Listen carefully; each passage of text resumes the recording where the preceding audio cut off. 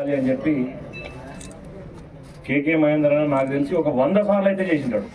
100 సార్లకు తక్కువ అయితే చేయలేదు. నాకు 100 సార్లు చేస్తే ముఖ్యమంత్రి గారిని 30 సార్లు అడిగింటాడు. నాకు తెలిసి మీరేమన్నా ముఖ్యమంత్రి కలిసినప్పుడు మా అకాడమీ ఖచ్చితంగా కావాలని అడిగిండు. స్వయంగా ఒక సందర్భంలో ముఖ్యమంత్రి గారు ఏంది ఆ మహేందర్ రెడ్డి అకాడమీది అది కంప్లీట్ చేయండి అని కూడా నాతో స్వయంగా కూడా చెప్పడం జరిగింది వేరే సబ్జెక్ట్లో ఉన్నప్పుడు. అంటే ఆ స్థాయిలో ఆయన ప్రెజర్ పెట్టిండు.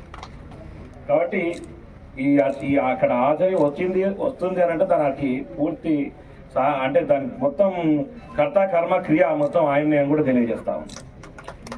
విషయం ఏంటంటే తెలంగాణలో 2014 తెలంగాణ మన ప్రభుత్వం వచ్చిన తర్వాత ఉమ్మడి ఆంధ్రప్రదేశ్ తెలంగాణ ఏర్పాటైన తర్వాత 2014 నుంచి 2024 వరకు 10 సంవత్సరాలలో తెలంగాణకు స్పోర్ట్స్కు పెట్టిన బడ్జెట్ 360 కోట్లు.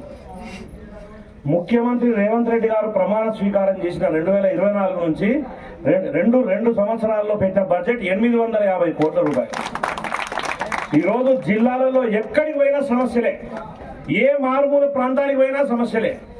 ఇప్పుడు మీరు చూస్తున్నారు, ఒకప్పుడు టీఆర్ఎస్ ప్రభుత్వంలో కీలకమైన నాయకుడు ఒక ముఖ్యమంత్రి కుమారుడు మంత్రి షాడో సీఎంగా వ్యవహరించిన వ్యక్తి ఈరోజు 2.5 సంవత్సరాల క్రితం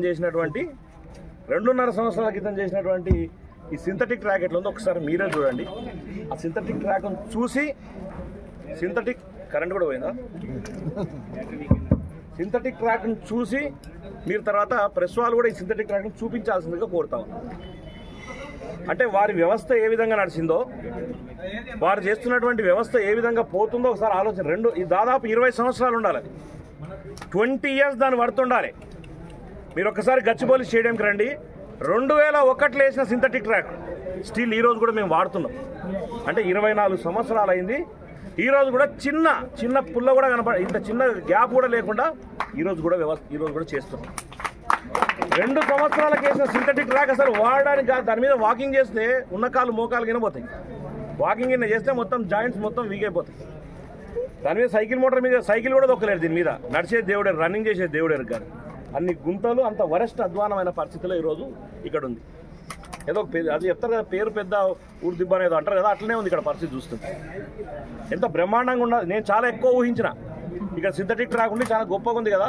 నాతో మహేందర్ అన్న 2-3 సార్లు అడుగుతుంటే మా దగ్గర మీరు అనుకున్నంత గొప్పగా లేదు, మీరు వచ్చి చూడండి అంటే నేను ఏమనుకున్నా, అసలు అతనికి కాంట్రాక్ట్ లైసెన్సే రద్దు చేయాలి నాకు తెలిసేది. వాడు ఎవడైనా కానీ అంటే కొన్ని కోట్ల రూపాయలు ఈ సింథటిక్ ట్రాక్ వేయడానికి దాదాపు 5 నుంచి 6 కోట్ల రూపాయలు ఖర్చు పెట్టింటారు.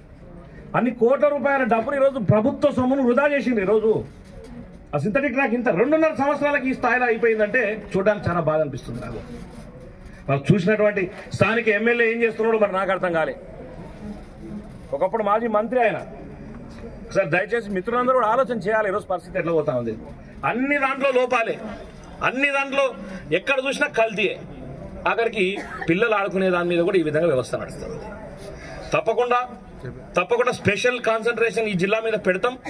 ముఖ్యమంత్రి రేవంత్ రెడ్డి గారి దృష్టికి తీసుకుపోతాం. దాంతోపాటు ఇప్పుడు ప్రస్తుతం స్పోర్ట్స్ మినిస్టర్ గా వాకిటి శ్రీహరి గారు వచ్చారు, వారి దృష్టికి కూడా తీసుకొని పోయి మీరు ఏవేవే అయితే అడిగినరో స్కూల్ అడగడం జరిగింది. కాకపోతే స్కూల్ ఉమ్మడి జిల్లాకు ఒక్క స్కూల్, ఇప్పుడు కేవలం ఈ స్కూల్స్ తెలంగాణలో 3 స్కూళ్ళు ఉన్నాయి.